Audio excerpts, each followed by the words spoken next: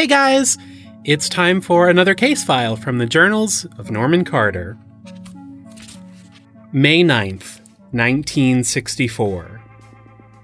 I'm heading to Egypt. Alexandria, to be exact. This will be my first time looking for a monster outside of the States. I'm not too nervous, though. There's a first time for everything, right? Before I left, I had to come clean. I told Patty the truth about monsters.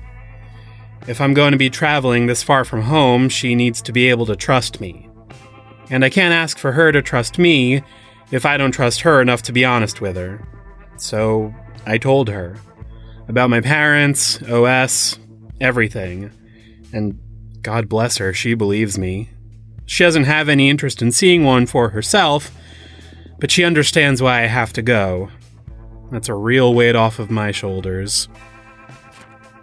May 11th. I'm currently on a plane bound for Cairo.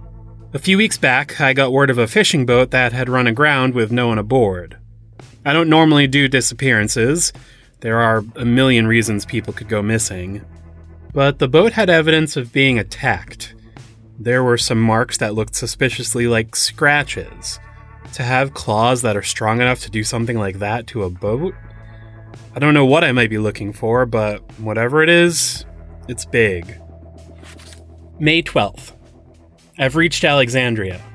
Hired a man named Amir to be my guide and translator while I'm in the area. Nobody really knew the fishermen, they weren't locals, so we went to check out the boat first. Thankfully, it was still just sitting on the beach where it crashed. I guess after the preliminary investigations, the cops didn't have any further interest in it. Taking a look at the damaged sections of the boat, it definitely looked like claw marks. After leaving the beach, we managed to get our hands on a copy of the ship's logbook. That took a little more work, but it seems that Amir knows the right people. Looking at a map, I plotted coordinates while Amir translated. Nothing seemed out of the ordinary to me. After reading the last entry, I asked Amir for his thoughts. He told me that there was a small island to the north. Not on any maps. No name. The locals just know to avoid it. With good reason, it seems. Judging by the last coordinates in the logbook, the boat passed right by where Amir says the island should be. May 13th. I had to pay a little extra, but Amir agreed to charter me a boat to this unnamed island.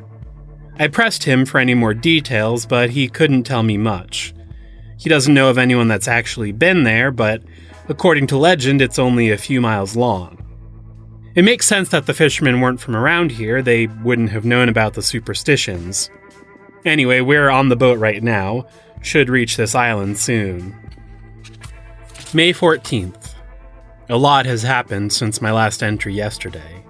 So, there was an island, alright. As we first approached it, we heard this ear-splitting screech. Amir and the ship's captain both started to freak out, but I assured them that there was nothing to worry about. I had everything under control. And they believed me. Not that I wasn't feeling confident, but with monsters, you never know what you might find. Anyway, we get up to the island, this little stretch of rocky hills and cliffs, some groves of trees. It took a while, but the captain managed to find a spot where Amir and I could reach the shore, which we did. As we ascended the nearest hill, we saw a giant, dark shape descending in the distance, landing in a patch of trees. We made our way there, quietly, and discovered a nest.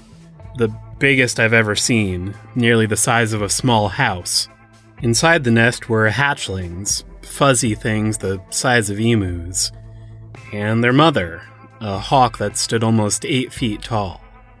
Along the wall of the nest there were 4 skeletons. Rags, torn to shreds around them, were all that remained of their clothes. These were the men from the fishing boat, I was sure of it. I wanted to stick around and observe the creatures, but Amir was beginning to panic. If we'd stayed any longer, he was going to blow our cover for sure. So I relented and we got out of there. We managed to return to the boat without incident. The captain was relieved, and quite frankly, so was I.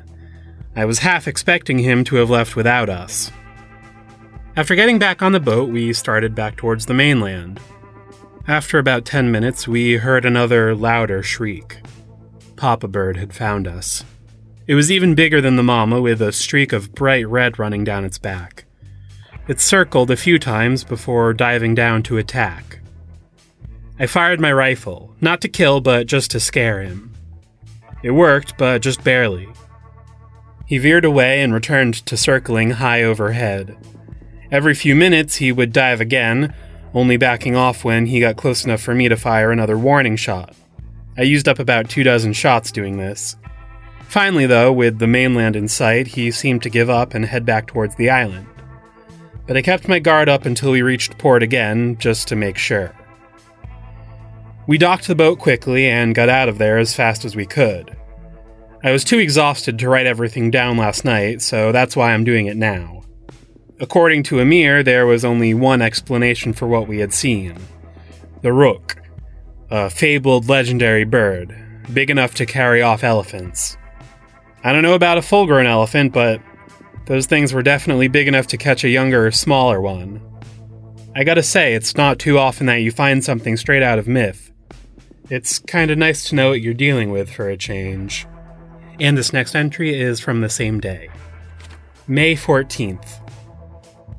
I've been debating on how to handle the birds, but really I don't think they're a threat. Most locals already know to keep away from the area, and after I spent a little more money, Amir helped me convince some of the local bureaucrats to make the island a little more officially off-limits. Not to mention, the creatures were probably extra defensive because of their chicks, but I don't think monsters that big could mate too often. If that were the case, hell, they'd be everywhere by now. Alright, so yeah, rocks. Not rocks like stones, it's just R-O-C. Also less commonly referred to as rucks. Like Norman said, they came from Middle Eastern mythology. They were mentioned in 1001 Arabian Nights, and I guess Marco Polo even wrote about them. The rock was depicted as an enormous eagle, and judging from Norman's sketch, that's exactly what they are. And I do mean enormous. The Thunderbird is the biggest bird we've ever seen, and this looks at least twice as big.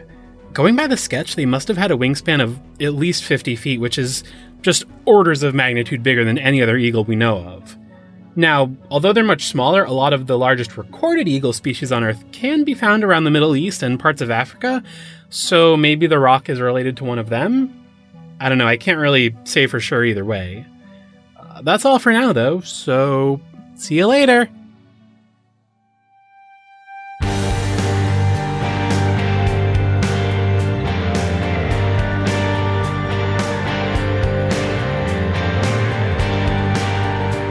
Cryptid Cases has been a production of Little Giant Monsters. If you enjoyed the show, please consider leaving a review on iTunes or tell a friend. It really helps others find the show. If you'd like to follow us on social media, search for Little Giant Monsters on Facebook, Twitter, or Instagram. You can also visit our website, littlegiantmonsters.com. Check out any of these pages to see other projects we're working on, as well as a new cryptid sketch every Monday after the new episode. Thanks for listening, and see you again soon.